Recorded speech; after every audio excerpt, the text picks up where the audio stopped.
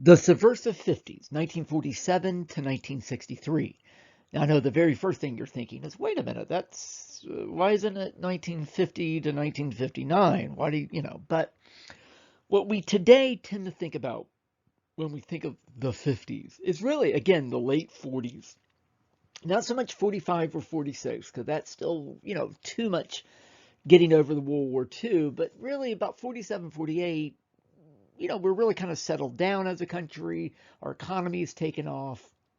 We're starting to enjoy the baby boom, and really not much changes, at least on the surface, until about 63. And 63 is a really key year, especially the end of 1963, specifically November, when John F. Kennedy, the president, was shot and killed. And then his assassin was shot and killed live on television. And then just a couple of months after that, we get the arrival of the Beatles, the English group. And that's, really late 63, early 64 is what we start to think of as the 60s.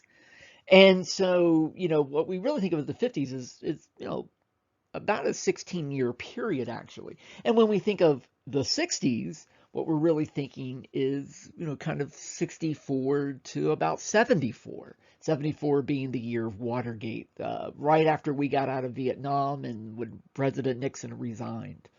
Um, but if you notice, the name of the lecture was the Subversive 50s. And you're going to see that slide again a little bit later. Subversive means sort of uh, what's really happening, especially sort of underneath the surface. A lot of what we think of as the 1960s. I know when I was in high school, of course, I was in the 80s, late 80s, but so it was only 20 years. It was like the 90s for you guys now. But the 60s, we idolized it. We all wanted to be maybe not quite hippies, but we all wanted to be marching in the streets. And I still love the music from this period. And it seemed to be when things changed, it's when rock and roll got important, and it was when people protested the war, and of course the civil rights movement, and the politicians seemed really cool. Kennedy, Martin Luther King, Robert Kennedy. It just seemed to be such a happening period. And it was to some degree. However, when you really want to see change in America, the world that we still live in today, this modern world of racial and gender equality, or at least we try to be that way, and when music is really important, and American society is a very young society, and all, it's really the 50s. The 50s were really the radical decade. It's not the 60s. The 60s are sort of the aftermath of the 50s.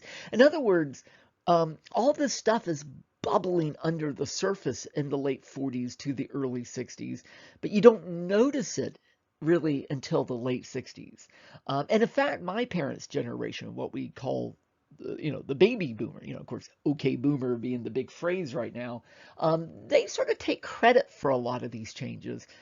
But the reality is that a lot of the radical changes were really the World War II generation. Whether we're talking about the women's movement or the beginning of the civil rights movement or the environmental movement, I mean, it is quite surprising that the boring 50s is really when things began to truly change in America. And, you guys have been in this class from the very beginning. So we've gone through Reconstruction, through segregation, through immigration. And a lot of this class has been rather negative. America does not really come off well in a lot of the 20th century. World War II is when that starts to change, because I've actually had students in the past go, when does America get good again? Because so much of what we talk about, especially when it comes to race and the way women were treated and immigrants were treated, it is awfully negative. But around World War II, it's complete change. And we start to see these different attitudes emerge in the 50s, even though movies and music tends to label all of this the 60s. So let's talk about some of these long-term effects of World War II. In the World War II lecture, I ended it by talking about how America was the world power, and we see the end of empires around the world and the beginning of the Cold War. But let's start talking about the longer effects of not just the immediate, the year or two, but what are some of these long-term effects? And even though today I'm really talking about 47 to 63, most of these effects here, 60, 70 years later, we're still feeling many of the effects of World War II to this day.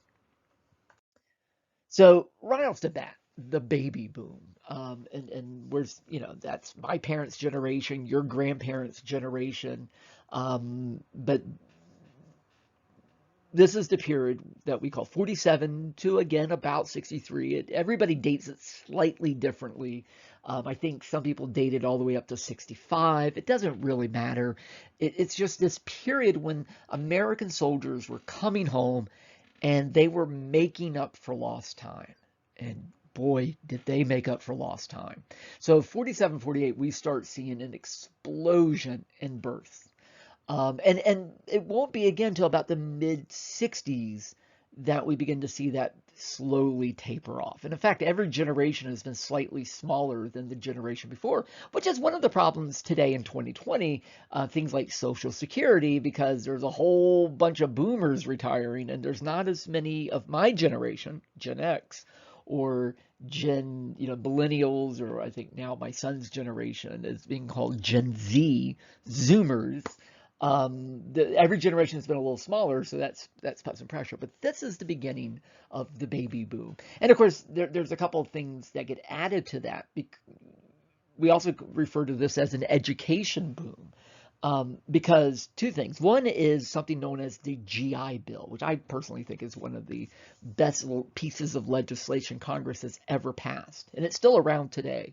But basically, the idea was, after World War II, there was an attitude of, because remember, that's coming right out of the Great Depression, and there was an attitude of, we need to make America better. In fact, you're probably going to go from this to the Cold War lecture, or you may have watched the Cold War lecture and you're coming to this. These are two things that are happening at the same time. World War II really was this period where a mirror was sort of held up to us. And we kind of didn't like what we saw in World War II. We looked at the Nazis and kind of went, ooh, some of what they were doing, we kind of did. Lynchings and segregation and such. And during the Cold War, we very much saw ourselves as, if you will, better than the communists. We don't want to be like the Nazis, which are now gone, but we also don't want to be like the communists in China or Russia. And so in an effort to sort of make ourselves better, and I'm going to keep coming back to this theme, we enter what we could call, I don't think any historian, I've actually thought about writing a book about this, because I don't think any historian actually specifically says this. But the 1950s, I think, in a way, are a new progressive era. If you remember the progressive era, 1890s, early 1900s, when America tried to make itself better, we do that again in the 50s. And we're trying to actually be a better country than we used to be. And again, I'm going to keep coming back to that idea. And one of those ways was the GI Bill. So the idea was these soldiers, most of them coming from poor families, from the Great Depression, they've gone off and, fought this war. They saved the world. They're coming back. The idea is, let's pay for their college. We don't want another Great Depression. We want these guys to be better than they used to be. So we're going to pay for these men. Later, women would be added to this, but initially it was men. We're going to pay for these men to go to college, get their GED, get their high school diploma, and go to college. And so there's an explosion in colleges. This is when, for instance, where I went to school, Florida State University, this is when it went from being an all-female school to a co-ed school, and the University of Florida went co-ed. Same thing happened with the University of Georgia. Schools like ABAC, which go back to the early 1900s, it begins to expand its offerings. So we do see an education boom, first off, for the returning soldiers from World War II. But then, because of all these babies, we start seeing an explosion in elementary schools. I know I went to elementary school in Jacksonville, Florida, at Normandy Village. It was actually built in the late 50s to accommodate all these new kids. And then I went to my first school and college. My high school was from the 1960s, although I went in the 80s, because again, it was, as the kids were growing up, they needed another high school. And then the college I went to in Jacksonville was built in the early 70s.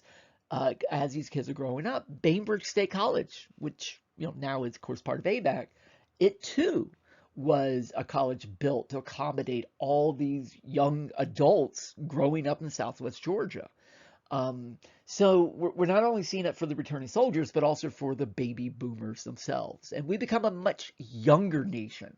The average age in America was under 40 in the 50s and 60s because there were more young people than anybody else. And again, we're seeing this period. By the way, I got 46 to 65 here. I just said 63 to 47, 63. Again, even I can't keep it straight. But this about 19 to 20-year period, we do see an explosion in births. And again, that's going to have effect on the economy. That's going to have effect on real estate. It's going to have an effect on entertainment, movies, books, music. We become, again, a young nation. And most of you probably don't think too much about the 50s anymore. Again, it was 70 years ago. But growing up in the 70s and 80s, that was my parents' decades. In the same way, the 80s and 90s are many of your parents' decades. But we talk a lot about the 50s and the 70s and 80s. But even today, if you go to somebody and say, describe the 50s, I think there's a very specific look of the 50s. I mean, even if you're not into it, the cars, the clothing, the way people act, it's almost always teenagers. And it's, again, this is from the 70s, but movies like American Graffiti or The Fonz from Happy Days. And something that some of you may still be into, Grease, the musical. But, it's always about young people driving around in cars. Drive-ins become a big thing. Drive-in movie theaters, drive-in restaurants, because people actually have money. This is a period where teenagers actually have a car. You go back to the 20s or 30s, even into the 40s, most families had one car if they had anything. By the 50s, families are getting that second car, and then the teenagers are getting the older car. They're getting a second television. They're getting, instead of living in an apartment in the middle of a city, they're moving out to the suburbs, and they actually get their first yards. And, what we now call the American dream really kind of begins after World War II. You don't see the poor farms anymore and people living in one-room apartments in New York. People are expanding. We're becoming recognizably modern America. And the 50s is really that period for them. And again, this ties in very much with the Cold War. And that's one thing to kind of keep in mind, that when you're talking about America from the end of World War II, technically all the way up to about 1990, but really in a big way from the late 40s to the mid 60s, the Cold War dominates all of this. And again, if you haven't listened to the Cold War lecture yet, just, again, you may be doing this in a different order. Cold War, of course, is that period where the West, United States, England, France, Western Germany, Canada, Japan, Mexico, were opposed to the East, the communists. In other words, Eastern Germany, Russia, China, Cuba, North Vietnam, North Korea. Again, the communist countries. And of course, communism was about revolution. I mean, that's the communist idea. We're all going to be equal, but the way it's going to come about, and we're all going to be one big country, basically. This is why a lot of people, kind of go nuts about the whole idea of world government. Not only do some people think that's, based out of revelations, but there's also this fear that that's what communists want. They want a world government. That's why some Americans don't like the United Nations. They think, oh, that's just a communist. It's not, but that's what some people think. But this idea that this domination, world domination by communists is going to come about through revolution. And the way revolutions start is it starts with class conflict, and it starts with people, challenging the status quo and challenging societal norms. The problem with that is that's also how we just bring about good things. That's how we get rid of slavery. That's how we get the United States through a revolution. Revolution doesn't always have to mean communism, but in the 50s there was this sense that to be a good American basically meant to get along. And it's a weird contradiction. And it's something very much based in the 50s, if you will. In America, we still talk a lot about individuality and being yourself and expressing yourself. But at the same time, in the 50s, if you did that too much, like I do, I have a beard, men don't wear beards. That's what communists wore. But if you wore your hair long, if you were a man and you wore a beard, or you dressed really different than other people, like say somebody in rock and roll, or you were saying maybe we shouldn't have segregation and maybe we should, have racial equality, you might be listed as a communist. It's like, oh, you're trying to go against what we consider to be normal. So you're suspect. You may be a potential communist, and that gets into something that we'll talk about in the other lecture, and that's the Red Scare, the fear of communism. So how do you know you're not a communist? By getting along, acting like everybody else. But you get the contradiction, right? Isn't that what's supposed to be communism? We're all equal. We're all the same. So it's like, make up your mind. Are we individual? And so we see this reflected over and over again in 1950s popular culture. I'm gonna this is my favorite lecture to give, by the way, because it's all about pop culture and movies and music and TV. And I'm gonna have a whole lot of videos for you guys, short little quick videos for you guys to watch along with this.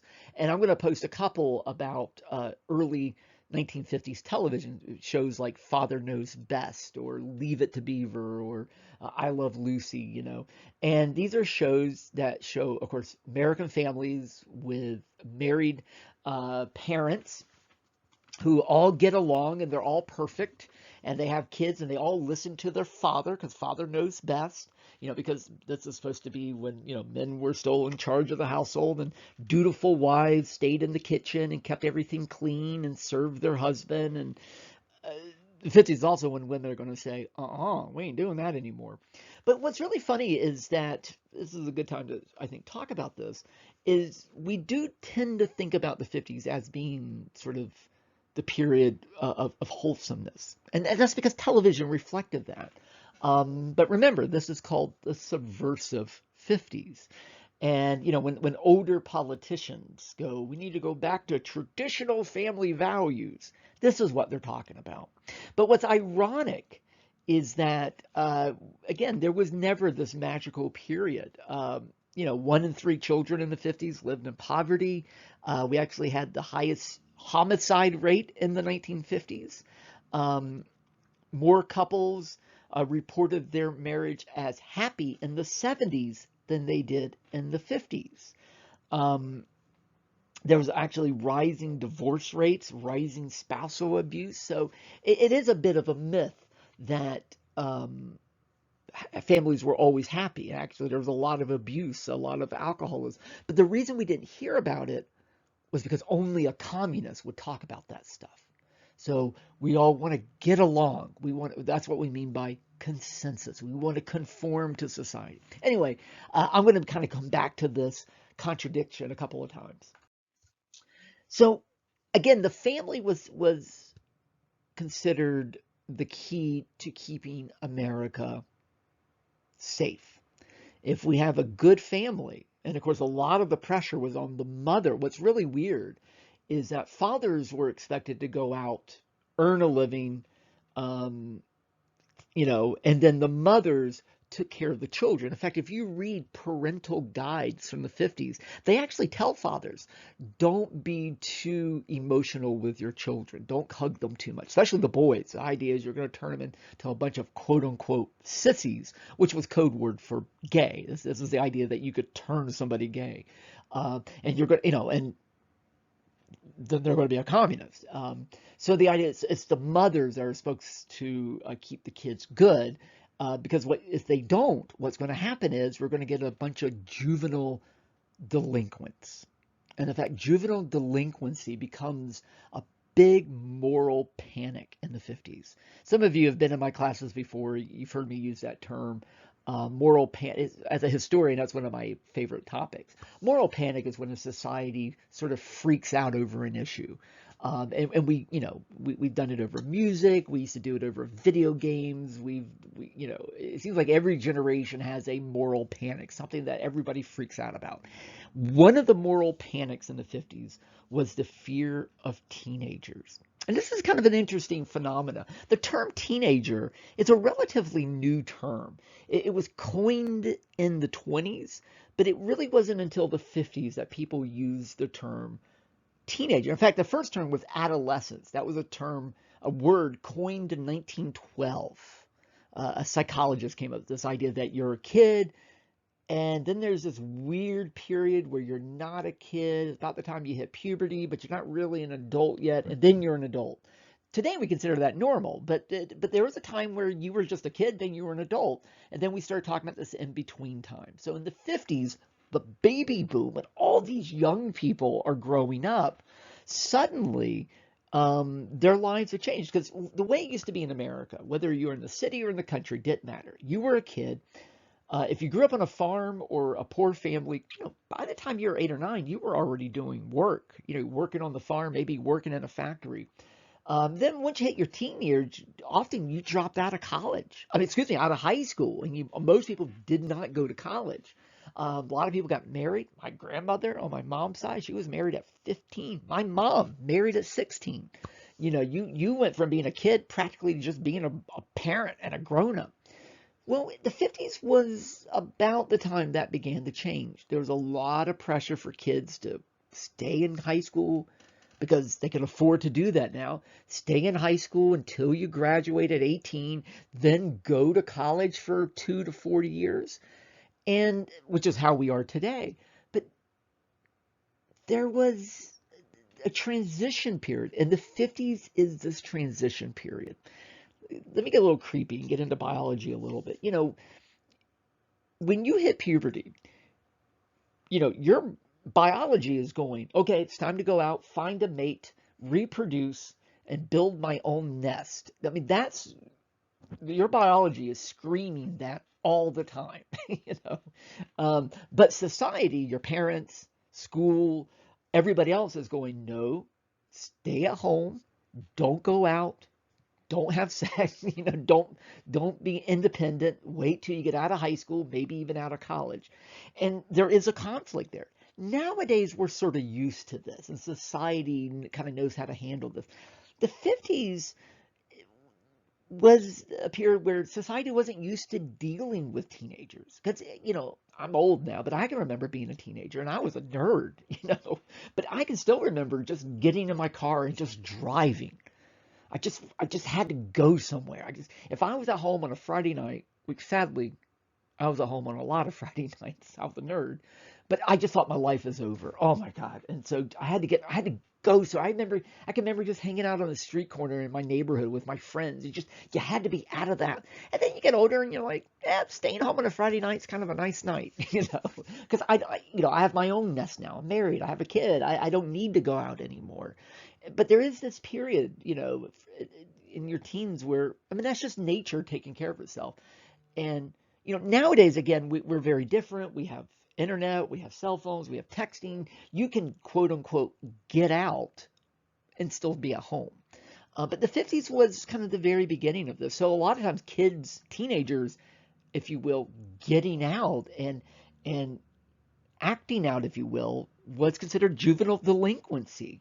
They were rebels, dressing the way they want to dress, and insisting on their individuality, which totally goes against conformity and consensus. But that's what being a teenager is. You're trying to find yourself. Who am I? So you dress differently. You're trying to, every couple of days, you're almost trying on a new personality until you figure out who you are, which is normal. But in the 50s, that made you suspect.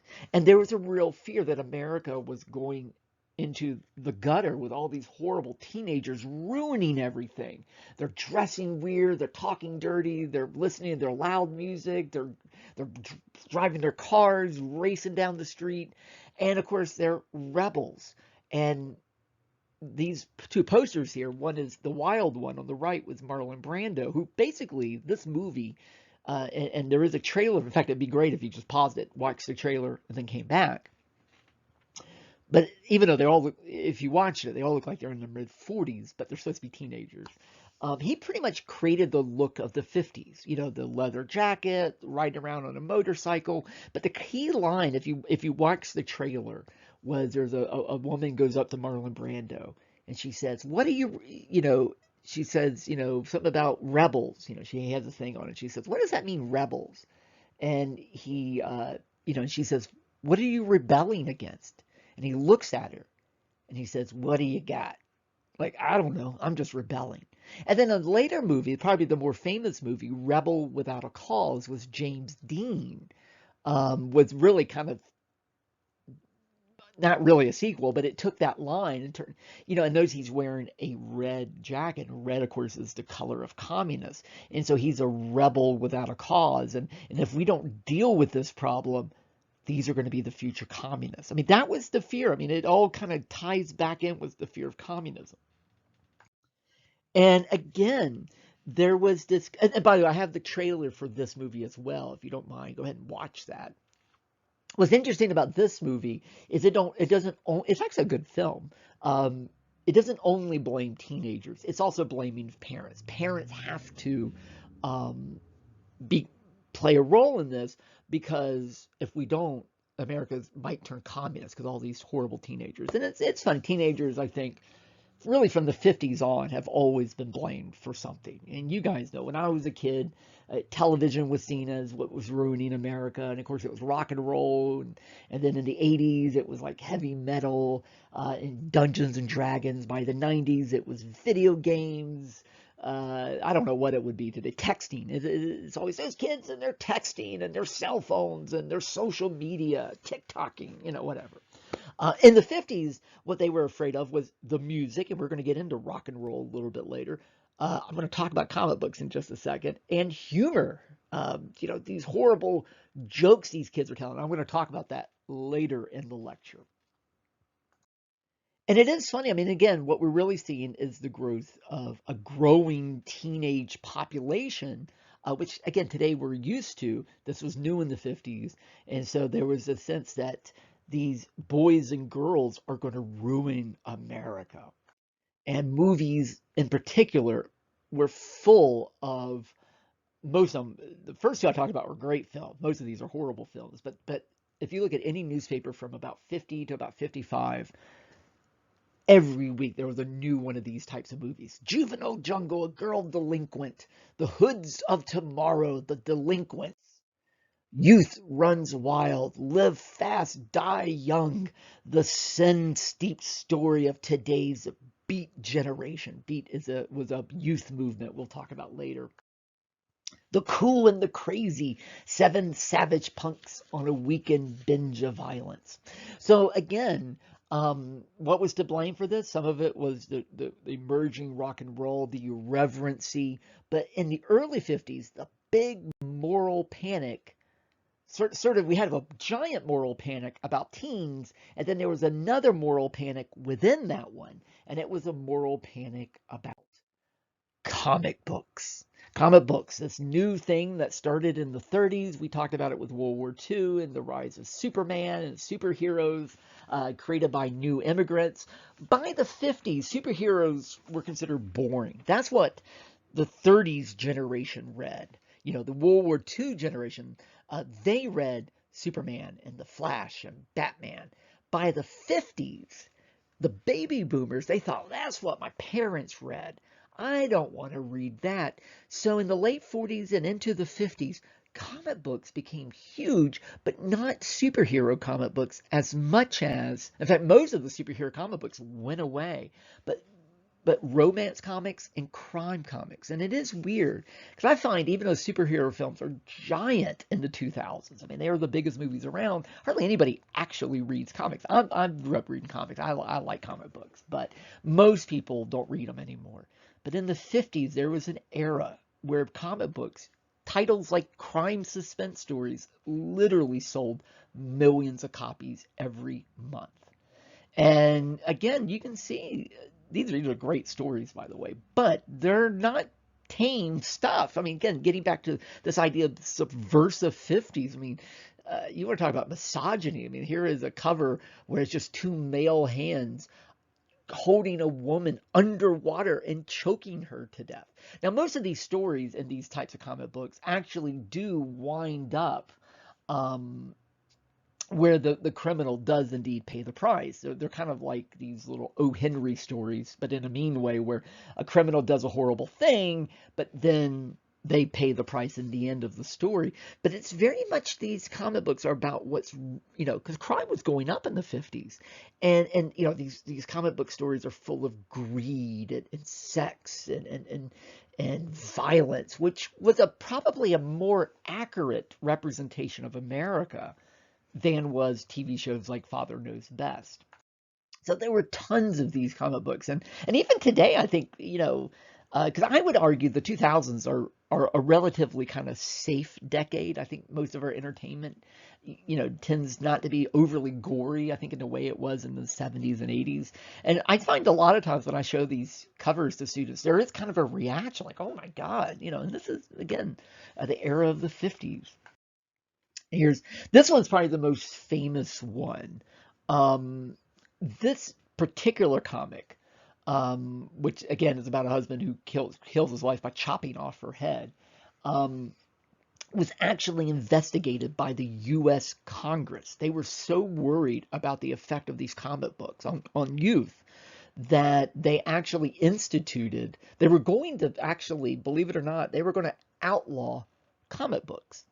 And so the Comic Book Association actually came up with their own rules, and they would no longer have, blood in their comics, and they wouldn't have any profanity, and, and you wouldn't get things like this. But this comic book, literally, this issue was read out on on the Senate floor. A congressman or senator actually read this comic book out loud in Congress because they were so worried about the effects of these. Part of the reason for this huge reaction was this guy, Dr. Frederick Wortham, who worked with youth, and he was one of the guys sounding the alarms about juvenile delinquency. He's almost totally unknown today, except for people who are really into this time period, or historians. But he was in particular concerned not only about crime comics, but superheroes. Even though superheroes weren't really the thing in the 50s, he was really concerned about them. So, for instance, if you guys, most of you probably know Batman, of course. So here he is talking about the Batman comics. And he says, Robin, of course, the sidekick. Robin is a handsome boy, usually shown in his uniform with bare legs. He is buoyant with energy, devoted to nothing on Earth or interplanetary space as much as to Bruce Wayne. He often stands with his legs apart, the genital region discreetly evident.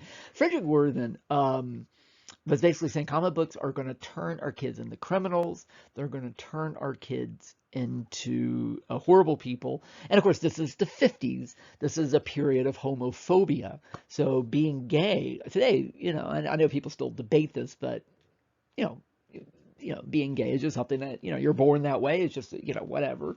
I mean, but in the 50s, it was seen as literally a sickness, and it was I mean, doctors would say, "Oh, you are abnormal. Something turned you gay, and therefore there is something wrong with you, and you have to be fixed." And of course, one of the reasons they were so afraid of homosexuals, male and female, is first off, you're not reproducing, so you're not creating a good, wholesome family, but also because back then, in every state in the union, it was literally against the law to be gay. So you could go to prison for being gay. Like if you were caught having sex with somebody of the same gender, you could literally go to prison. And so people who were gay, of course, stayed in the closet.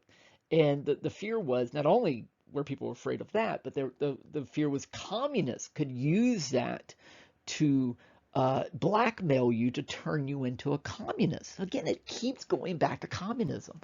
And so this is the fears that comic books are going to turn young boys into gay men, and then they're going to, of course, turn into communists, and America goes to hell. That's the argument here.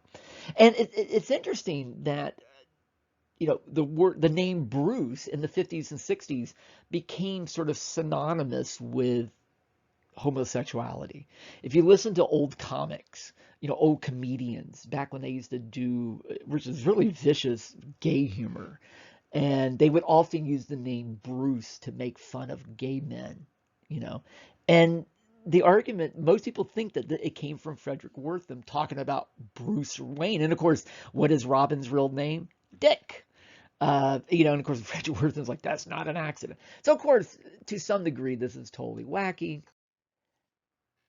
Then again, you look at some of the comics in the 40s and 50s, and they are a little bit. Actually, I'm being bad here. It's all out of context, but you can kind of see where Frederick Wortham, in a certain frame of mind, might be a little taken aback by. This is one of my favorite panels. Bruce Wayne literally spanking Robin, and we're going to come back to this idea of spanking, because this turned out to be a kind of a big motif in the 50s. All right, enough of that. So another long-term effect of World War II was, and again, it's directly related to the baby boom, is massive economic growth. Because again, the United States was the one country that did not see major fighting here. There was no bombs going off here, no cities destroyed. So we were the last, we were the main country standing. So all these other countries in the world have to rebuild. Guess what? They're getting their stuff from us. We also have the bomb, so we have the best military. No one's going to war with us. And we have all these returning soldiers who are all ready to settle down. They're all having babies. Babies, of course, you got to buy diapers and food and houses, and you got more jobs. It's just an explosion. In fact, the 50s was the best economic period in our nation's history ever. And of course, if you think of the symbol of the 50s, it is, the nuclear family. Nuclear in this case, not referring to bombs, but the idea of you have two parents and the kids sort of surround the parents like in an atom, right? You have the nucleus of an atom, and the rest of the atom, the protons and neutrons, circle around the nucleus, right? So the nuclear family, and of course, watching their brand new television or their nice suburban home, and they have leisure time and the ability. They don't have to work 12 hours a day. They can work 8 hours, go home, retire at 55. It really is true. This was an amazing economic period, but not for everybody. As I mentioned earlier, a third of kids were still very poor. African Americans were still extremely poor. In the South, we were still very poor. It wasn't perfect, but it was spreading. There definitely was an expansion of wealth in America. So, like I said, it is not only the best economic period, but just going from 1945 to, say, 65, the largest economic growth ever in our history. Rise in income, home ownership. And I don't mean just like you buy a home and then you pay off your mortgage, but people were literally paying off their mortgage in 20 years. They were moving to suburbs. We'll come back to that term later. But of course, not living in the middle of a city, but not living out in the woods, but kind of that in-between area. This is the time when Disney World opens, or Disneyland opens up, because people can get 2 or 3 weeks off every year, paid vacations. They have cars, they can afford to travel, buy TV, they have time to watch it, go to the movies. They're going to college, becoming better educated. They're going out and buying tons of books and magazines and comic books. And this is a time when people are using their credit cards and paying off their credit cards. This is an incredible period. I don't know if we'll ever quite see anything like it ever again. And we can see this again reflected in films. As I love to constantly point out, movies are a great way to understand a time period. And so if you again think of the symbol of the 50s is the drive-in restaurant, the drive-in dry cleaners, the drive-in movie theater. And stop and think about that. I mean, we're in a period. I mean, drive-ins start in the 1930s. I think New Jersey was the first state to have a drive-in. But by the 50s, every community I live in Quincy, Florida. We had well, I wasn't here at the time, but there were two drive-ins in Quincy. Bainbridge had two or three. I think Donaldsonville had one. Just, Cairo, I know, had a couple. Thomasville had a couple. Every major community would have at least one drive-in. And think about that. You literally drive your car. Every member of the audience is in their own vehicle. And then, of course, back then you would put these little speakers on the side of your car and turn it on and listen to the movie.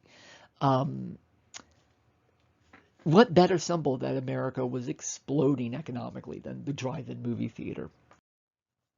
And if you've never been to one, there's a few still around. I think Dothan, Alabama, just outside of Dothan, there's still one. There's a few around. There's about 300 in the nation still. But, instead of rows of seats, it's just rows of parking spaces for your car. Then in the center was where the projector was, but that's also where the bathrooms were and the snack bar. But of course, what was really cool is you could load up a bunch of people, load up a bunch of food, and just sit there. And of course, drive-ins were really popular with teenagers because you go off by yourselves with your date and maybe help contribute to the baby boom. In fact, a lot of baby boom kids were conceived at one of these places. And because of this new economy, movies could spend more money, but also there was this thing called television. And so movie theaters had to compete. So if you're a fan of musicals, the 50s was really the golden age of musicals. It's most musicals you can name, almost all of them started in the 50s. This is the Western. And what's I think really interesting about the Western, this is probably the biggest genre in the 50s, really almost all the way up till the late 60s. In the same way, superhero films are in the 2000s. Or Steven Spielberg type movies, like Star Wars and stuff, was back in the 80s, right? And I think one of the reasons Westerns were so big was because after World War II, and with the Cold War, there was this kind of need to have like a clear good and bad guy. And of course, America was the hero, and the rest of the world were the bad guys. And Western sort of echoed this, and kind of a nice, simple story after the darkness of World War II, and seemed to offer very clear boundaries. And without a doubt, although Jimmy Stewart was a big star and Gary Cooper, the biggest star of the 50s was John Wayne, the ultimate cowboy, if you will. Even today, 70 years later, people still often portray America as John Wayne, sometimes in a pejorative way. And of course, because this is a period of consensus, this was not a period where in school, you went to school in the 50s, college, high school, you did not hear much about slavery. You did not hear about segregation because it was still happening. You did not hear about how Native Americans were treated because that would be ugly. That would be, trying to create controversy. So again, Westerns were consensus. They were about the clear good guys versus clear bad guys. And it was obvious which side you should be on. When the reality is, again, you look at American history, and it isn't always so black and white. A lot of our national heroes, when you look a little closer, sometimes aren't always quite so heroic. But in the 50s, there was a rejection of that because that's what a communist would say. That's not what a good American hero would say. And Westerns, I think, more than anything else, echoed that. Although, as we're going to see, not all movies were completely black and white. And that gets into film noir, which is one of my favorite genres of movies. Most of you have probably seen film noir without quite realizing it. There's a particular style of it. In fact, I'm going to have online, I have a trailer for one or two of these movies. The term is a French term. It just means dark film. And the term comes from France. So, Europe loves American movies. I mean, that's one thing America is known for. I mean, even you go to England, you go to Japan, you say Hollywood, they know you mean movies, even though that's an American city. So before World War II, American movies played in Europe like France, and they loved them. And then during the war, they weren't getting new American movies. And then after the war was over with, they started catching up with American movies again. And they noticed that movies were different. A lot of them, there was the Westerns, But there's this whole other type of movie that was so different from what it used to be. And a lot of these were cheaply made films, what we might call B movies. And the term B movie today, just people think it means bad movie, but not really. When you went to the movie theater, you would go and you'd watch a cartoon, maybe see a newsreel. You would not see trailers, by the way. Trailers come at the end of a movie. That's what they trail after the movie. Nowadays, they play them before the movie, but back then you'd see a cartoon, you'd see a newsreel, maybe a little short film. Then you would see the main movie, the A movie. Then you would see some trailers. Then, if you wanted to stay, there would be a second shorter film known as the B movie, and these would be cheaply made. Um, but again, historians would tell you some of the best ways to understand society is not always look at what people like mainstream culture. Sometimes it's just like with an individual, you look at people's selfies and they look perfect, they get the perfect lighting. In fact, during the pandemic, that's why everyone's suddenly learning how to look good on camera, right? But what's really interesting is the other photos that they don't post on social media. That's the real person. You know, who's the real us? And I think comic books do this. I think B movies do this. They kind of reveal the real America. And that's why historians love these movies. And so these movies were literally darker because they were cheaply made. Lighting is really expensive in movies, so there are a lot of use of shadows and cheaply made, But they're also darker in content, and that's really what the French were responding to. And it's only been, and they were, really popular films. I mean, they made a lot of money. They didn't win Oscars, but they were, I mean, dominated movie theaters. Um, but I think they very much reflect American society at the time. So a lot of you probably know kind of what I'm talking about, even, the private detective, sort of the classic story is you have maybe like a private detective and, a gorgeous blonde comes to him and says, look, I'm married to this rich guy and he's got this life insurance policy. And if you will help me kill him, we can share the insurance reward. And then, of course, she double crosses the private detective, and then they end up killing each other at the end of the movie. I mean, if you think of anybody who's a fan of, say, Quentin Tarantino films like Pulp Fiction from the 90s, I mean, that's basically modern day film noir, where in a way nobody's really a good guy, but no one's totally a bad guy. Everyone's a little bit dirty, everyone's a little bit greedy. And, we also see this, I just mentioned Pulp Fiction. Pulp Fiction is an actual genre, pulp meaning cheap paper. So not only are there movies, but we see, and again, these sold in the millions. These little cheaply made novels, Blonde on the Street Corner, Death in the Backseat. They're full of sex and they're full of violence. Just like these are basically the grown-up versions of the crime comic books. And so they do reflect, I think, a lot of the anxieties and fears of American society in the 50s. And if you stop and I think they're a good symbol for the subversive 50s. So we tend to think of World War II as this, that's the good war. That was the war where we defeated evil, we saved the world. And I believe that. But at the same time, look at World War II in a different way. As I've said before, World War II, the Nazis in Germany, what was going on in Japan, we were not Nazis. We weren't Japan, during that war. But some of the things they were doing, we were doing too. I've said it before, those laws against the Jews in Germany, those were based on American segregation laws. I mean, they are literally the same laws. Hitler literally took our laws and just changed who they were about. The way we treated Native Americans back at one time, there's a darkness to America history, as this class has revealed. And then think about the war itself. I mean, this is a war where everybody is bombing cities, and of course the war ends with, 2 atomic bombs that completely destroy 2 cities, full of innocent civilians. Everybody in that war saw and did things that humans should never see or do. And then it's those soldiers coming back, people like my grandfather, who came back, and they were changed. They were darker. They have seen the darkness of humanity. And then, of course, we learn about the Holocaust, and we learned that Holocaust was not, these evil monsters.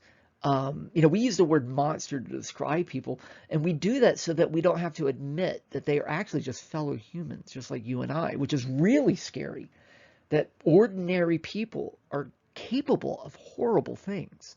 And World War II reveals that.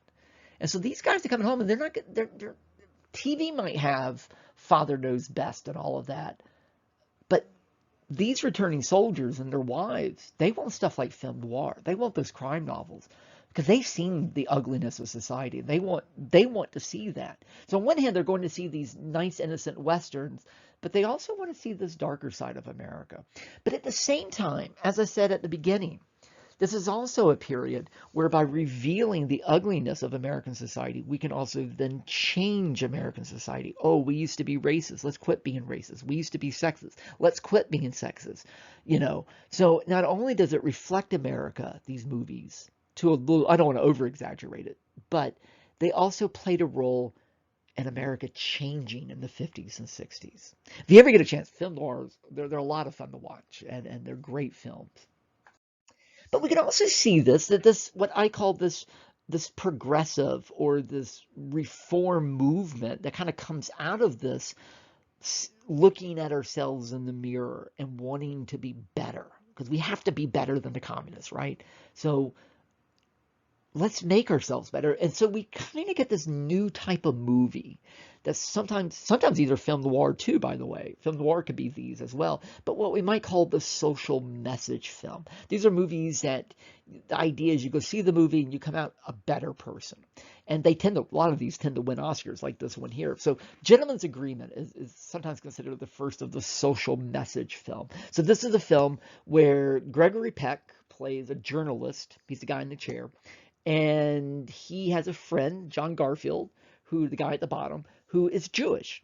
And so John Garfield tells Gregory Peck, hey, anti-Semitism exists in America. And Gregory Peck goes, no, it doesn't. And so Gregory Peck, as a journalist, decides to pretend to be Jewish, and then he realizes, oh my gosh, anti-Semitism is very real in America. And the title Gentleman's Agreement comes from the idea of a lot of country clubs and social places. They couldn't legally say Jews weren't allowed because First Amendment, but they could just between them, we're just not going to allow Jews to join our country club or move into our neighborhood. And that was absolutely real, unfortunately. Anti-Semitism did exist in America, very much so. One thing that tends to tie together all these movies, and I think we still see this today, it does tend to usually be a white Protestant male who notices that the world is bad. It's never to me, it'd be more interesting if the lead character was the Jewish America, but it's always sort of the mainstream America looking at the rest of America. Another one, actually an early Western called Broken Arrow with Jimmy Stewart, which is about a white cowboy who begins to realize that America has not treated Native Americans very well. Broken Arrow refers to the broken treaties. It was the first Western to actually make the Indians the good guys instead of the bad guys. It was actually really controversial at the time. And then Bad Day at Black Rock. This is film noir, but also a social message film. Spencer Tracy, the guy with the suitcase, is coming to a small town known as Black Rock, and he's looking for his friend, and he never finds him. Everyone's acting really weird, and they're trying to kick him out of town. And eventually, you come to find out that his friend has been killed. And then at the very end of the movie, what you really realize has happened is that his friend was Japanese American. And if you remember, during World War II, Japanese Americans were rounded up onto internment camps. And most of them weren't even released until the early 50s. And so this is a film criticizing America. And this is only 10 years after the war. So it's a movie saying we should not have done that. But of course, it's not told from the perspective of the Japanese American. It's told from Spencer Tracy's perspective. Probably one of these that many of you may know, you may have done this in high school, of course, is the musical West Side Story, a retelling of Romeo and Juliet, but told as about racial discord. It's also about juvenile delinquency. The original in the play was written, it was supposed to be about a black gang versus a white gang in New York, but that was seen as a little too radical. So they changed it to a Puerto Rican gang, Latinos versus a white gang. So it's about juvenile delinquency, but it's also about racial discord. And of course, the movie ends with let's all start getting along. One of the reasons we're seeing these new types of movies is also because of the new national pastime, television. And even though people still watch TV today, it's nothing like it was in the 50s. Most communities, had a TV station. You would have anywhere from one to maybe three channels, ABC, NBC, CBS. This is a period where literally everybody watched television. They did it in schools, you went to a bar, you went to a restaurant, TVs would be playing. It was the only game in town. So a show like Milton Berle, which is the guy on the right, he had a variety show, or I Love Lucy on the left there, the first true American sitcom. Um, these are the top shows in America in the early 50s. These were times when I Love Lucy might have 75 million people watching. This is the time when there were less than 200 million Americans. Almost 50% of America were watching one TV show. Nowadays, if you have a number one TV show, you might have 15 million people maybe watching. Because of course we're watching internet, we're watching Netflix, we're watching our phone and YouTube and a million other things. This was a period where television absolutely drove society. And of course, movies had to respond to this because people started going, hey, I don't want to go to a movie anymore. I can go watch it at home. So suddenly, movies had to change so that they're in color, they're musicals, they're big special effects. They also started making the screens bigger. TV started out as squares. Movie theaters used to be square. So when the TV came out, they went, oh, let's make it widescreen. And of course, nowadays, TVs are also widescreen, which is why movie theaters now are putting in rocking chairs and I think in your lifetime, movie theaters are going to disappear. In fact, I find that half of my students don't actually ever go to the movies anymore. They just do everything online. And so back then, movies responded partly the same way they're responding today. They started adding things like 3D movies. Um, and of course they were really cheaply done back then, but and even today, a lot of movies come out. There's the IMAX version of it. There's the 3D version of it again, and they can also charge you more money. Another way that they responded back then was because TV was in your home. It is funny, because it was public airwaves and they came into your home, so there was no profanity on television. Of course, there was no nudity, no graphic violence. And there is something about a TV being in your house, especially back then, that made people really uncomfortable. I can remember in the early 80s when cable used to, for young boys at least, I can only speak for myself and my friends, cable TV, things like HBO and Cinemax, that just meant dirty movies. It's the way internet, I think, is today for people, right? And so when you had a friend that had HBO, you're like, oh, we could watch nudity and hear profanity. And I remember my grandmother got HBO, and I used to stay with her every summer, and I was so excited. I was like, oh my gosh, she goes to bed early. I'm gonna watch all. And I finally got to her house that summer, and I turned on her TV and no HBO. And I said, where's your HBO, Granny? She went, oh, I got rid of that. I was like, why? Because I'm thinking my summer's ruined. And she said, I don't let people cuss in my. By the way, she cussed like a sailor. I don't let people cuss in my house. Why would I let my television cuss at me? I got rid of that HBO. And I think, that was early 80s, but I think that very much still reflected how people thought of TV. TV is supposed to be wholesome. So because of that, movies in the 50s and 60s started to change. It wasn't so much nudity. I mean, they were still safe, but they started to become more mature. The things you couldn't do on TV, you can now do in movies. So here's Marilyn Monroe in a movie called The 7-Year Itch. This is the famous scene where she walks out of the movie theater and this breeze, the breeze blows up her dress over her head. And you see her underwear.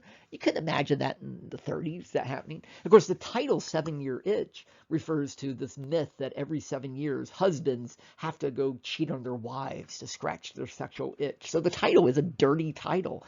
Then you see Jimmy Stewart up on the top right with a pair of torn panties. This is a movie called Anatomy of a Murder, a film noir about a rape and a murder. And then Man with the Golden Arm with Frank Sinatra is a movie about heroin addiction. So these are really serious stuff that you were not going to see on I Love Lucy or Leave It to Beaver. But television's, again, it's kind of like driving theaters, very much were the symbol of prosperity. Again, 46, right after the war, 17,000 homes had a television. Hardly any TV shows. By 1960, 87% of all families had at least one television. I would argue that while movies may be the most important cultural force of the century, because in a way TV is just kind of a mini version of movies, even the internet, it's really just still kind of movies. But in the 50s, without a doubt, television is what drove everything. And it's interesting because it unified people. We all watched the same things. Families sat together. But it could also be challenging. And in the class, when we're face to face, I always ask, how could television be challenging? And a good example of why TV can challenge things is it can show things that you never could show before. So, for instance, during the Civil Rights Movement, police officers in certain communities would beat up the civil rights activists. And then they would tell people, oh, they were looting and they were doing horrible things. They were a bunch of thugs and we had to stop them. But a TV camera live on the air could show that no, they were peaceful. And the police were sicking dogs on them and tear gas. And so what politicians may say one thing, but TV could show something very different. It's the same way cell phones today do that, and the internet does that, and social media does that today. Things like the Black Lives Matter movement or Me Too. You know, in the 50s, we could see this. And suddenly politicians had to use television. They had to look good. They had to sound good. They couldn't just say whatever they wanted because television would challenge them. And every president, I mean, you know, right now we're in a period of Donald Trump. He is learning that he can't just say whatever he wants because TV is going to show otherwise. They're going to fact check you. And every president has had to deal with that going back to the 50s. So television was also a way, well, the TV shows may have been safe and consensus and all that. The news and the liveness of it, the immediacy of it, the fact that in showing something live, 75 million people see it at one time. And suddenly that changes everything. In the same way, again, the internet and cell phones have changed things in our lifetimes. Also, one thing about television is it changed sort of consumer, the way we shop. As I said earlier, the 50s, the image of the 50s is the image of youth. And this what I have on the screen was kind of the beginning of this. So Davy Crockett was, you know, a hero from the 1830s. You know, he fought at the Alamo, died at the Alamo. So Walt Disney had his own TV show, Walt Disney Presents, and they would. It's really just a big ad for Disney movies. In fact, it's television that made Walt Disney a major figure. But he used to do these short little movies, and he did a 3-part series called Davy Crockett. And of course, Davy dies at the end. So it came on Sunday night. So part 1 came on. And by the end of that week, before part 2 even played, coonskin caps, like you see on the right there, because that's what Davy Crockett wore, sold in the millions. And nobody could believe it. And people were like, why is everybody buying a coonskin cap? Oh, because they saw it on television. And it was this light bulb moment. Suddenly companies, stores, advertisers went, kids have money. And, you know, used to be toy commercials would be aimed at adults. Hey, buy your kid this, he'll love it. By the 50s, it was, hey, kids, tell your parents to buy you this. And suddenly we get into something that we're still into today. The idea of marketing to children, which is really what television in the 50s And since the 50s, it's all about. In fact, I obviously this is on YouTube. When I post a video to YouTube, I have to click whether it's for kids or not. Because if it's for kids, there's rules about what can be on there, what advertisement they can have. So today we're very sensitive to this. 50s, they didn't care.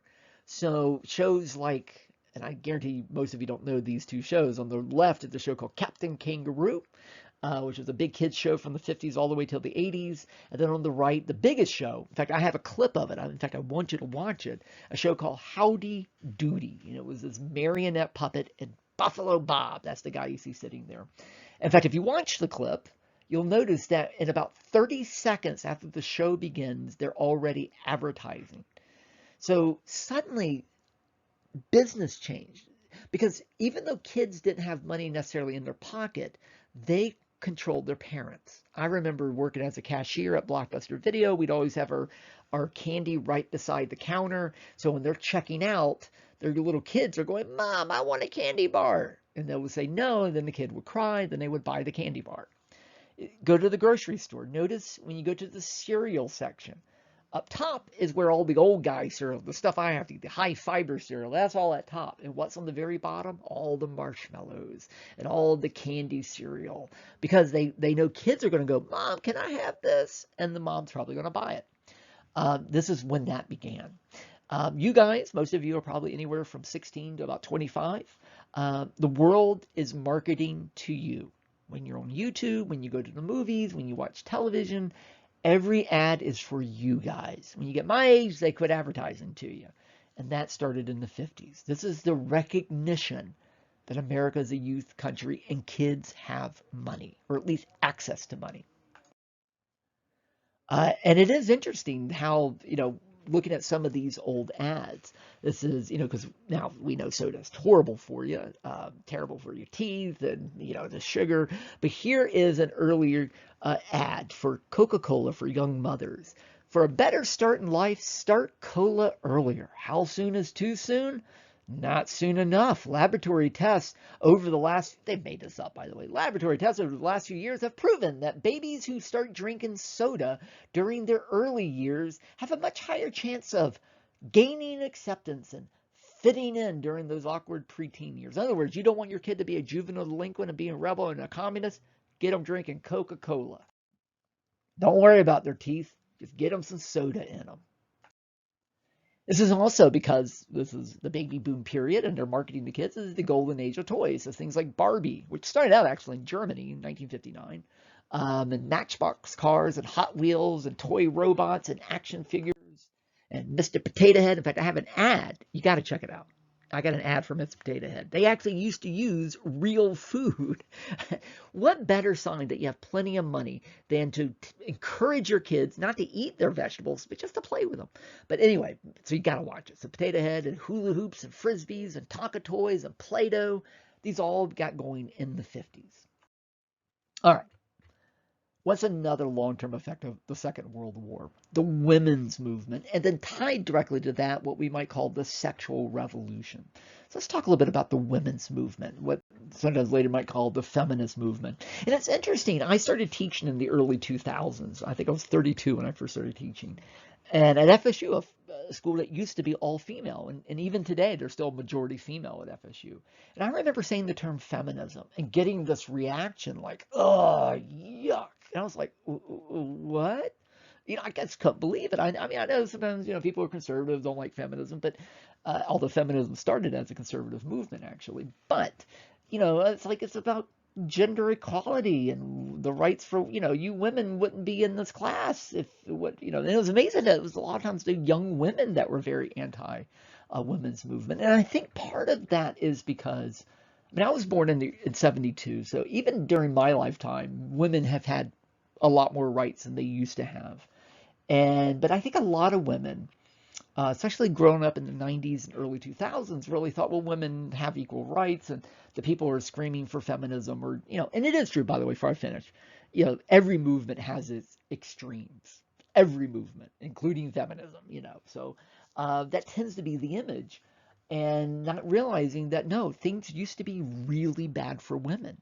I think in the last 5 or 6 years, I think a lot of women have kind of rediscovered that with things like the Me Too movement. But anyway, but let's look at what life was like for women in the 50s, which was very different from what life is like for women today.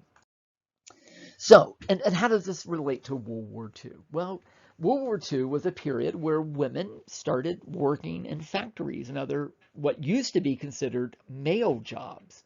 Because a lot of young men were all fighting in the war, so suddenly there's a vacuum of jobs, and so women are filling that vacuum. And everybody knows the term Rosie the Riveter. This is the actual original. Of course, by the way, I feel like every couple of years you'll see a story that says the original Rosie the Riveter just died. I'm like, how many times is she going to die? It seems like any woman from World War II with a name that sounds anything like Rosie is called the original Rosie the Riveter. But this is actually the original Rosie the Riveter, painted by Norman Rockwell. And a woman in a factory in New Jersey named Rosalita, and he just thought she was very striking, so he kind of slightly exaggerated her a little bit. And this is the actual Rosie the Riveter. Although I think most people, this is what they think of when they think of Rosie the Riveter. This is, I think, still today the symbol of women's movement and such. And this was also drawn during World War II. But Rosie the Riveter just kind of became a catchphrase for women working in the 50s. And so again, these were posters trying to encourage women to do this. Because it was a little bit, a lot of young women were like, oh, I'm not supposed to do that. And again, women didn't just work in factories, but a lot of them, we start seeing women in the military, not fighting on the front lines. That doesn't come about until the 90s, but you have groups like the Waves or the WACs, WAC, Women Army Corps. Women, the Waves is from the Navy, the Women's Marines, women in nursing. And in fact, the next couple of slides, I'm just going to kind of zoom through these. Are some color photos. You never see color photographs in World War II, but color photographs of women, African American women, Anglo American women, immigrant women, working in military factories, sometimes, like in this case, working right alongside men to, keep the country going. So these are the real Rosie the Riveters, not just the drawings that you always see.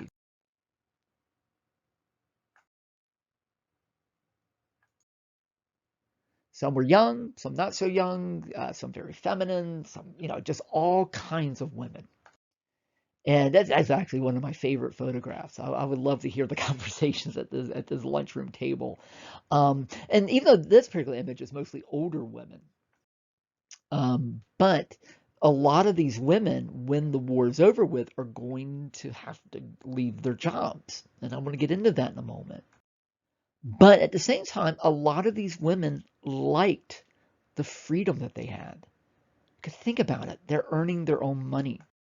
They're able to choose to decide what to do with that money. If they want to go out with some guys, they can. If they don't want to, they want to do whatever. They have economic freedom. And they're going to lose that freedom after the war is over with. But they're not going to forget what that freedom was like. And that's what's going to spark the women's movement that we know today. It is interesting, though, there was still lots and lots of pressure on women to remain feminine, if you will. So here is, a series of posters during World War II. In fact, you can see it's dated 1944. Jenny on the job, kind of saying, look, you've got to clean this place like you would clean your home. Don't wear those high heels because they're not very efficient. So don't wear your high heels. But make sure you still have fun. Don't lose the fact that you're still a girl. And you got to keep fresh as a daisy because you're a girl. You can't stink like a man.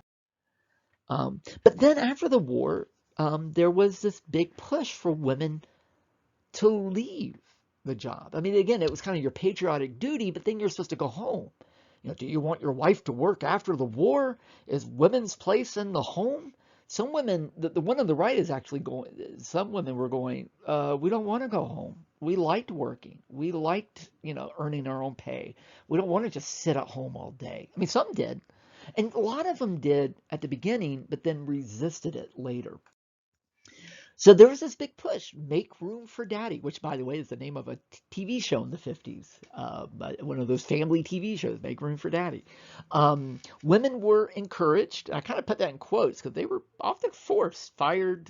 In fact, it was seen as unpatriotic for a young woman to work. And if you did work, you don't work once you get married because you got to be raising those kids so they don't become juvenile delinquents and communists. So they were supposed to quit their jobs, go back home so that men could come in. Now, to be fair, a lot of women chose to do that. They were happy to do it. My mom was a stay-at-home mom. Now, I was born in '72, so it's not World War II. But as my mom will also tell you, she's still around. She'll also say she chose to do that. No one made her do that. And that's really the key here. That's always the key to America. It's about choice. Here, a lot of women didn't have that choice. In fact, 85% of women, if they had the choice, would have stayed employed. About a third of those women actually do get to stay. A lot of them weren't married and were older and such, but so many of them were kind of forced to go home. And a lot of them did it willingly. But like both of my grandparents, my wife's grandmother, at least one of her grandmothers, all of my friends' grandmothers, they all worked. But they worked the way for almost everybody I know, they all did the same thing. They worked during the war. They loved it. They got married. They had kids. When the kids became teenagers, they went back to work because they wanted to. They liked that pay. They liked that freedom they got from working. And again, it's that World War II generation that really sparked the women's movement. It's not the baby boomers, even though baby boomers love to take credit for it. Um, so again, why was there this pressure? And again, here's another one, kind of pushing you. You got to make room for that husband to come home. Because again, it's patriotic duty, and you got to raise that family and raise that next generation of young men who's going to save America. So I think I have the same slide in my Cold War lecture, but you got to create that nuclear family. Containment was the term to contain communism, to keep it from spreading. So domestic containment was the woman's job. So you have to make your home, raise those patriotic children. And plus, it's such a great world today because we have all these inventions like refrigerators. It's so easy for women to do this. The modern kitchen, oh my gosh, it is a breeze. It's not real work. As every man is starting, not just man, but everybody's starting to learn during the pandemic. It's like, oh my gosh, staying at home is awful. We want to get back out. And again, this is because it's the 50s and there's a lot of freedom to travel and people have money. Airlines, would hire women to be airline stewardesses. Now we say flight attendants, and they were very much expected to look and act a certain way. The blatant sexism, on the airline, it was almost all men. And if you held up your glass, the stewardess within a minute had to refill your glass or light your cigar. This kind of male fantasy of how women were supposed to behave on the airline. Um, the condescension of this poster. Turns out girls are useful after all. Wow. A lot of you may be Disney fans during the war. Actually, it was right before the war. You can see the kind of barriers that women were facing. This is a young artist that wrote Disney trying from Arkansas trying to get a job. And so here's the response. If you look very closely at Disney, women do not do any of the creative work. Only work open to women consists of tracing the characters on, women don't get to do the real stuff at Disney. They only get to be the tracers. And this was very typical of the lives that women were kind of led before the war and were expected to lead after the war. But not all women were open to that. And there were several women that began to push back. I'm going to talk about one, Betty Friedan. For people of a certain generation, my parents' generation, my grandparents, she's an interesting character. She's a controversial character. And, if you have grandparents around, maybe ask about Betty Friedan. And I got a feeling you might get a pretty sharp reaction. Betty Friedan's an interesting person, though. She's from New York. She had a fiance. The war began. Fiance went off to fight the war. She went to an all-female college. She learned to be a writer. Then got a job. After the war, her fiance came home. They got married. They settled down in a nice neighborhood. They had a couple of kids. And she loved her husband. She loved her kids. But by the mid-50s, she wasn't sure why, but she just wasn't happy. And she couldn't put her finger on it. It was like a mystery. Why aren't I happy? I have everything I'm supposed to have. I'm married. I have wonderful children. I have this great home. I have all these conveniences. I don't have to work, but I'm not happy. But because she was a writer, she started to write a little bit, because you can do that from home. And she started writing for women's magazines. Then she had a 10-year reunion at her college, all women's college. So she went to it. And after the reunion, about 10 of them were sitting around, and they started talking about this, like, why aren't we all happy? And well, first off, Friedan thought she was the only one, and then it turned out all her friends felt the same way. And she thought, there's a story here. So she wrote a story about that reunion. And she got about 20,000 letters in response. And women writing things like, I love my children, but I want to kill my children sometimes. Not literally, but just, I feel trapped. I feel like, and she thought, yeah, there's something here. And she started working on a book about this. And this is a period where literacy, was through the roof, and books really used to change things. She started looking at was advertisements, television, magazine advertisements. How were, because that's advertisements, they kind of reflect us, but they also are supposed to show us how we're supposed to be, right? And in fact, actually, I have a lot of clips from ads online that I also want you guys to watch. But let's go through some of these ads. Is it always illegal to kill a woman? Can I kill a woman sometimes? And this is something that I'm going to come back to a couple of times. It's kind of the overt violence. And I know sometimes people roll their eyes, but this is a period of violence towards women in the home. I'll come back to that, but here's another one. Wives, look this ad over carefully. Circle the items you want for Christmas. Show it to your husband. If he doesn't go to the store immediately, cry a little. Not a lot, just a little. He'll go. He'll go. Of course, what do you want? Toaster, juicer, coffee maker. In fact, stop this. Watch the ad for women making coffee for their husbands. It's actually a whole bunch of ads put together. Every ad is about a husband going, oh, this coffee's awful, Barb. Can't you make me better coffee? Instead of the husband just making the damn coffee himself. And this is the same thing. It's like, you don't have money, woman. You have to ask your husband to buy it for you. It doesn't say go out and buy the damn thing yourself. It's, because the expectation is, as a woman, you didn't have money. And many times you would not have had your own money. This is a period where single women could not get a credit card. Married women could only get a credit card if their husband signed for it. This goes all the way to the 1970s, by the way. When a woman used a credit card, the store would call the husband to make sure it was okay for the wife to use the credit card. Men legally controlled the money of a household. The home of the house was not owned jointly by the husband and wife, like my house is owned by my wife and I. It was only owned by the husband back then. That was what life was like for women. To get a little darker for just a moment, this is a period where men could beat their wives, and it would not. Now, you couldn't kill your wife. That's why I said it's always illegal to kill a woman in the previous ad, but this was a time when if I wanted to smack my wife around a little bit, that was okay. That was considered just a man taking care of business. To get divorced, I could divorce my wife if she just refused to sleep with me. That was grounds for divorce. If I decided I came home, to get really dark, if I came home and I wanted to have sex and my wife didn't, and I just said, well, I'm going to do it anyway, which today we would call rape, that was not illegal. That was not illegal till 1989. A husband could force his wife to have sex, and there was nothing she could do about it. This is why there was a women's movement. And this is, I think a lot of young people don't realize how dark it used to be for women. Not that all men did that. I don't want to get that impression.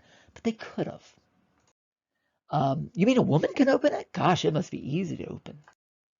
So the harder a wife works, the cuter she looks. Because that's what a woman does. She just cleans the house. She makes everything look good. Make sure your collars are nice and white and no spots on our dishes, right? I can't get my wife to do this. Sure, it's a man's world. And if she doesn't know it's a man's world, by golly, you're going to teach her. This is a coffee commercial, by the way. Now, I'm open-minded. I think what two consenting adults want to do in the privacy of their home, totally fine. But ads like this, and movies. In fact, I have a clip that I want you to watch. It's called Hollywood Spanks. And it literally is how many times men in Hollywood movies would grab a woman and spank her to teach her a lesson. And it seems like about half the clips are usually John Wayne doing it. So here is from one of those crime novels. Next time you try to wear the pants in our family, I'll whack you back in line like this. Which, again, psychologically, like, what is going on? I mean, but it is over and over again. How often in movies and TV shows, in comics even, how many times women are being spanked by a man or slapped around. Um, I have another clip. It's from a comedy show. It's one of my favorite shows called The Honeymooners, which is about a guy named Ralph Crandom. He's a bus driver in New York, and he's married. They live in a poor apartment, and they're always trying to make more money, and he always does something stupid, and then he has to apologize at the end. And it's in a weird way, it's a sweet show. But there was a catchphrase, and it's where he says, well, one of his catchphrases was "bang to the moon, Alice," because his wife is named Alice, meaning I'm going to punch you in the face. But the main catchphrase was, "one of these days, pow, right in the kisser." And I have a clip that shows him saying that about 20 times, meaning I'm going to punch you in the mouth. Could you imagine if I came to class one day and said, "Oh my God, I'm in a terrible mood. My wife burnt my eggs this morning. You know what? I'm going to go home and punch her in the throat." And then I start, I'm just kidding. You guys be calling 911. Oh my God, Dr. Nelson's going to beat his wife. But back in the 50s, you could make jokes about it. And that's where humor, I think, is interesting. You know, who is being made fun of in humor? I think humor is very revealing. And in the 50s, it was always, "Oh, my stupid wife. Let me tell you about my wife. That old battle axe. You know, I'm going to go slap her around." And again, it's over and over again. And again, it's quite revealing about kind of attitudes. By the way, since I get a kick out of the creepy comics. Here's Batman doing some spanking. I love the guy taking a photo of it. And don't even ask me what's going on in this one of what's supposed to be Superman. I don't know what he's shooting out of his backside, but basically he's turning around so the woman's trying to spank him and then she gets hurt. This is actually from the early 60s. This is an ad for pantyhose. It's nice to have a girl around the house. Can you imagine being the guy come up with the idea for this ad? This is trying to edit it a little bit. This is a student sent me this a few years ago, and I think a lot of women in my class right now would probably feel the same way if they lived in the 50s. Another example of I think attitudes about women, and I think this one still rings true today. We are full and are well. Let me tell you what's going on here, and then I'll make my point. So this was a series, an article from Life magazine during World War II, and it was a shocking article about these young women wearing jeans. Oh my God, these horrible form-fitting jeans. I mean, because they're super baggy in this. But women didn't wear pants. In fact, you hear that all the time. I wear the pants in this family. Men wear pants, not women. But in the 40s, it got very popular for young women to wear jeans. And there was a moral panic about this. Preachers used to call them fornication pants because they reveal the shape of her body and they're easy to get into. And oh my gosh, this is how the baby boomer began. And I think American society, even in 2020, is full of men telling women how to dress. It's funny, you go to any high school and you look at the dress code. For the men, it's basically don't be naked. For the women, it's you can't wear yoga pants, you can't wear tank tops, you can't wear short dresses, you can't wear high heels, you can't wear this, you can't wear it. It's really ironic how often it is about men telling women. I used to get a little more into this, and then I realized I'm probably not the right person. I used to talk about the origin of like women's clothes. I thought, I mean, if I was a female, I could get away with that. But I do want to tell you one story, though. This is just an ad for slacks. These were actually quite popular in the 50s. Controversial, but popular. There was a court case in New York. A secretary. Oh, by the way, I didn't even get into, before I tell you the story about slacks, I didn't even get into the sexual harassment issues of the 50s. So this is a period where, and I've actually found these ads, where if I was advertising for a job, for a secretary, I could say, I want a pretty blonde. That would be in the job ad. If I was doing an interview, I could tell the woman to stand up and do a twirl. I don't know if you guys seen the recent movie about Roger Ailes, about the Me Too movement. He used to make women do that in the 2000s. But I could make her turn around so I could see the look of her body.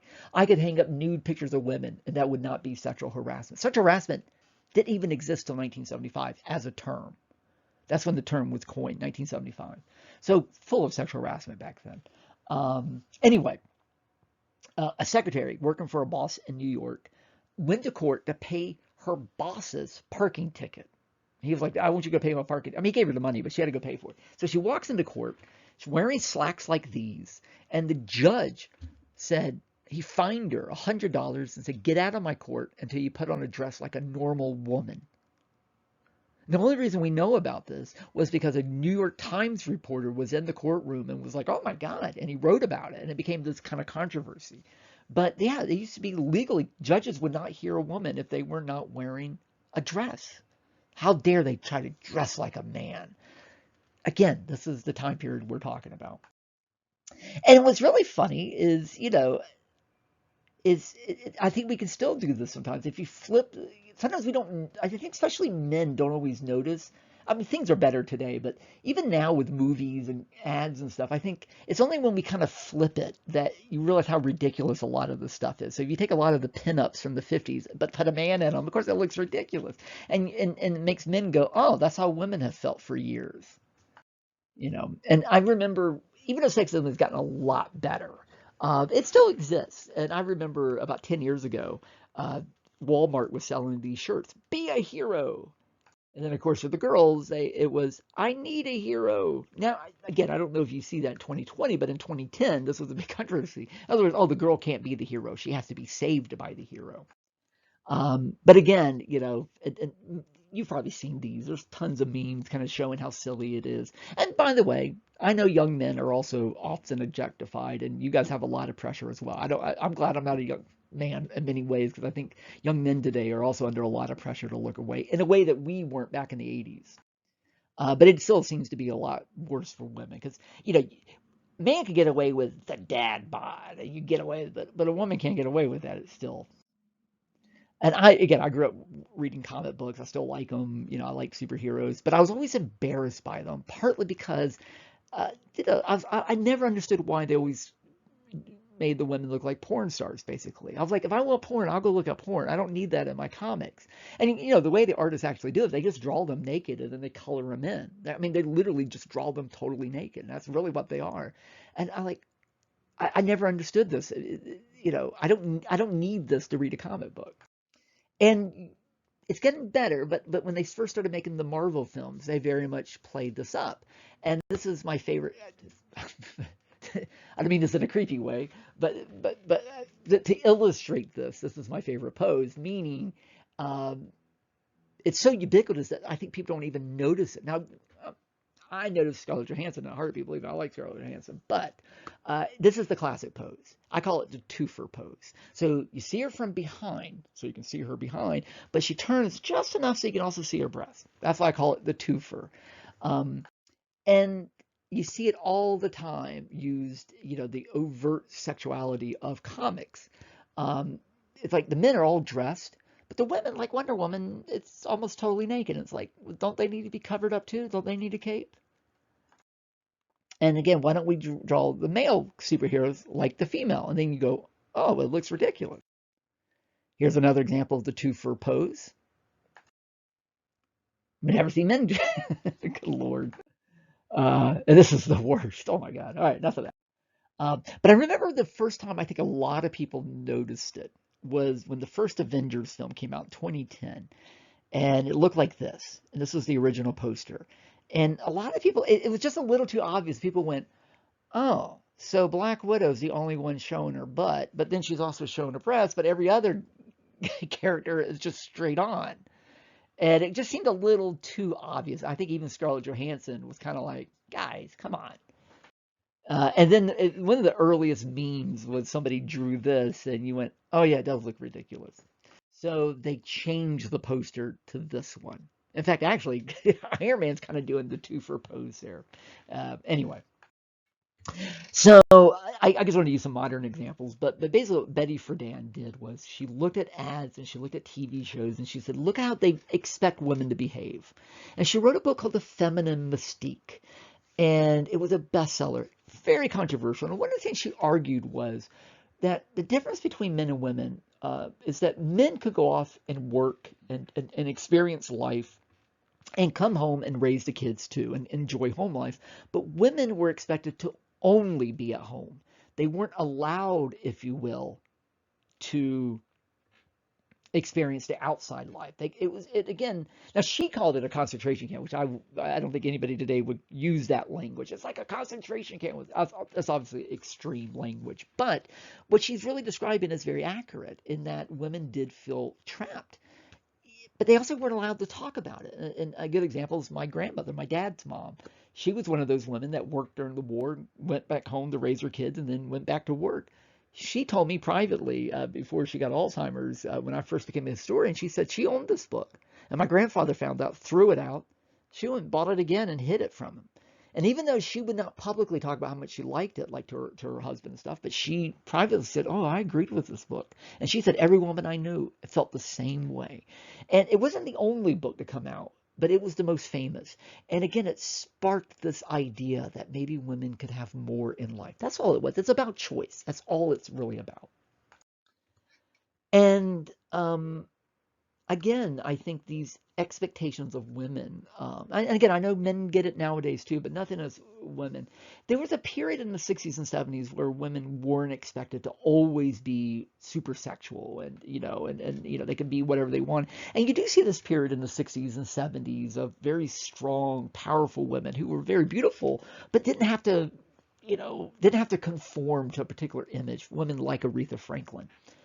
And I think I know I probably should update this, so this is a few years old, but I think we're back to where you still have strong women, but they're super sexual. And then I know women, a lot of people say, oh, they're choosing that. Yes and no.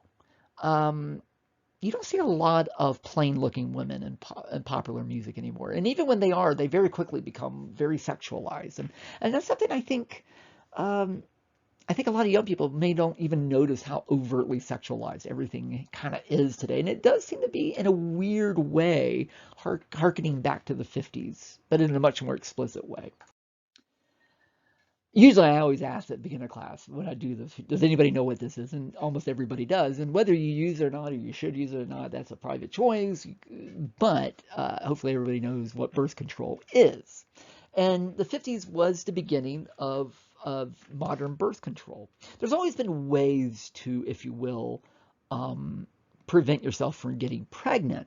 But until the 1950s, there were very few ways that women could choose to not get pregnant, except for just not having sex, which is always a choice. But, men can wear something. Of course, you got to trust that they're going to wear it. Or how do I say this since I'm being recorded? There's three great lies in American society. There is, it'll come out in the wash. There is the checks in the mail. And of course, there's I'll pull out. Anyway, that third one is, you can figure it out. But it always a lot of it seemed to be up to the man. There were some products, the diaphragm and things like that women could wear, but they were very, they weren't perfect. But this was a pill that was invented. I mean, this is the birth control pill that allowed women to have a choice. And so how do we get to the birth control pill, which comes out in 1959 and really hits the market? Originally, women couldn't get it without a man signing off on it, but eventually it becomes available to women in the mid-60s. Well, we kind of start with going back a little bit further. A guy named Alfred Kinsey, and I have to acknowledge, if you know anything about Alfred Kinsey, I'm very I'm not a big fan of Alfred Kinsey to some degree. He was a creepy guy privately, and I'm not going to get into it, but he had his issues. So if you ever read about Alfred Kinsey, there's a lot going on here. I'm only talking about the effect of Alfred Kinsey. So Alfred Kinsey was a zoologist, studied animals, specifically studied insects. Definitely had OCD. I know he personally cataloged like 100,000 insects himself. I mean, and back in the 20s and 30s, sex education really didn't exist officially in high school. That won't begin until the 50s and 60s. But it did happen in college, and nobody wanted to teach it. And so what colleges used, they called it family planning. And so what colleges would do is they would kind of rotate who taught it. And at the University of Indiana, where he taught, Kinsey, a nerdy biologist, one year got the class. Of course, being a biologist, birds and the bees were like no big deal, but the class, you know, um, he became fascinated with the class because while he was talking about sex, he realized that nobody in the class knew anything about sex, like any real way. And then after class, people would come up to him and ask him all kinds of questions about, does masturbation drive you blind? If I have sex in a shower, do I not get pregnant? And he just started realizing that nobody has any idea about this. And as a zoologist, he became fascinated about sexual behavior and sexual attitudes. So what he started to do is he started teaching the class every year, and he used to do these anonymous surveys. And over the years, he gathered thousands then he started mailing them out to other professors to give to their students. And ultimately, after about 10 years, he published a book called The Sexual Behavior of the Human Male. And it was a bestseller. And this is what, the cover looked like. And that in itself was shocking, the fact that it was a bestseller. But the book itself is actually very boring. If you ever look at it, it's just a bunch of words and graphs. It's very biological. But the results were shocking to Americans. Turns out men think about sex a lot. And this is really shocking by the far finish, because it used to be women were supposed to be the immoral ones and men were the moral ones. And then in the 20th century, that began to switch. So it turns out, no, men actually think about sex a lot. They masturbate a lot. They have a lot of affairs. About 10 to 20% of men have homosexual affairs. This is shocking stuff. People couldn't believe it. And it used to be, if you just said the Kinsey Report, which is what this became known as, everyone would giggle, because it was like, oh, that's that dirty book. But then he turned around and wrote, because he didn't just talk to men, he talked to women. And 6 years later, he wrote the same book about women. And the results were more shocking because they were exactly the same. Women think about sex, women masturbate, women have affairs, including with other women. And these are supposed to be the women that are raising our children to not be rebels. And it turns out they're delinquents too. And it was shocking. But it also changed because everybody read this. And so suddenly something that was always there is now out in the open. That's when you get movies like 7-Year Itch and film noir and Pulp Fiction. And in other words, American society became very sexualized. And we can debate all day whether that's a good thing or a bad thing. That's up to every individual if that's good or bad. But this is the beginning of that. We start seeing. Oops, I think I skipped a slide here. I wasn't quite expecting to get to the environmental movement yet. I'm supposed to be still talking about sex. But we've become a much more sexualized society. So let's talk about the environmental movement, though. I guess I got this out of order, but that's okay. So World War II also changes our attitudes about the environment. For instance, the nuclear bomb not only makes us afraid of nuclear bombs, but this idea of that we can explode this bomb and suddenly with radiation cause birth defects and mutations and kill lots of people even years after the event. And so suddenly if you look at the movies in the 50s, again, the B movies, the horror films and the science fiction films are all about atomic power, making things really big or making things really small. They all revolve around atomic power. And they're very much about the anxieties and the fact that humans affect the environment. And that's something that we talked about conservation with Teddy Roosevelt, but it wasn't until World War II that we began to realize that humans really do affect the environment. However, the real example goes to this. This is the Anopheles mosquito. It's a mosquito that spreads something called malaria. It's from Africa. And of course, with the slave trade, the Anopheles mosquito arrived in the southern U.S., And during World War II, we're training soldiers in the South, so we don't want them getting sick with malaria. And they're going to Pacific Islands that also has malaria. So we got to get rid of this mosquito. So the US government invented something called DDT, which was really effective at killing mosquitoes, which is why we don't have malaria before. We have mosquitoes, but not these mosquitoes, which is why we don't have malaria in America anymore. Great thing.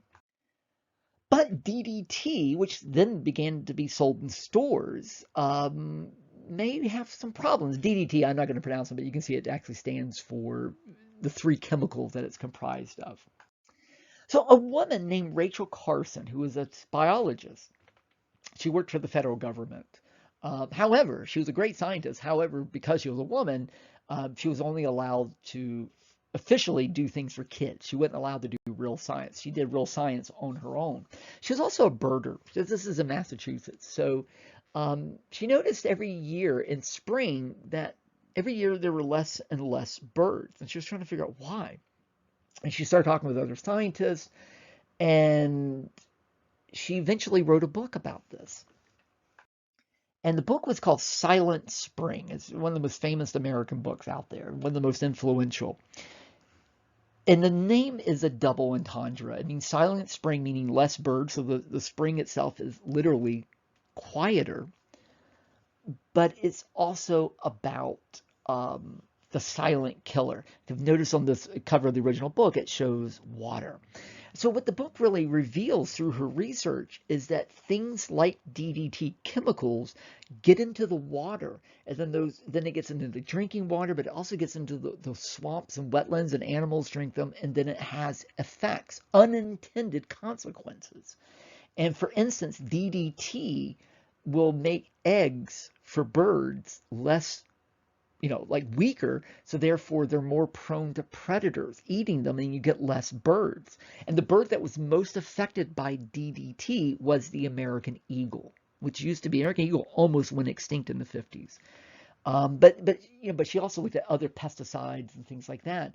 And what she really revealed that most Americans didn't think about is that you and I take for granted is that nature is a system. So you do something here, it's going to have an effect over there. Again, that's just normal behavior today. We know this. People didn't know this in the 50s. So this book in itself sparked the modern environmental movement that we still have now. We still debate about it. We talk about climate change, but that all goes back to Rachel Carson, a woman in the 50s. But also, another long-term effect of World War II is what we might call nonconformity. Again, we Americans love individuality and being a rebel and being who we are. But in the 50s, there was a big push against that. But people began to push back against that in what we call nonconformity. So this is out of turn. This was supposed to be a little bit earlier, but it fits this as well. So with Africa, so back up just a second. So with Africa, and I'm not going to re-record all of this, so you're stuck with it. But Playboy magazine comes out after the Kinsey report, because it turns out sex sells. Kinsey revealed that sex sold, and that also fits nonconformity because you're supposed to conform to the moral values of the 50s. But it turns out, actually behind the scenes, people like this stuff. And we do, getting back to the women's movement, and I've really noticed this as a parent, we today in 2020 are in a highly sexualized society, in particular for women. And I think that's a byproduct of Kinsey. That's also a byproduct of the pressure on women.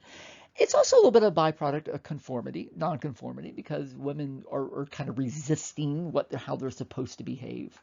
But at the same time, I think for young women in 2020, there is a lot of pressure for sexuality for young women. And so, like I keep saying, we've changed from the 50s, but I think in some ways we've also gone back to the 50s, at least for women in some ways.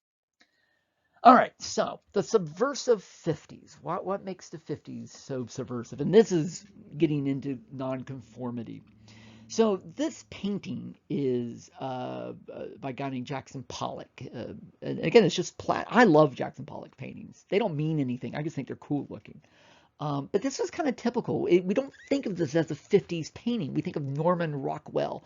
But modern art really explodes in the 50s. So there's this whole other side to the 50s that's out there. And I think because this lecture has gone on way too long, especially considering you have all these little videos. I think I'm going to stop here, and we've done the majority of it. I'm going to stop, and then I'm going to have a shorter part two, since this has gone almost 2 hours, and the part two would just be about, hopefully about 30 minutes. We'll see.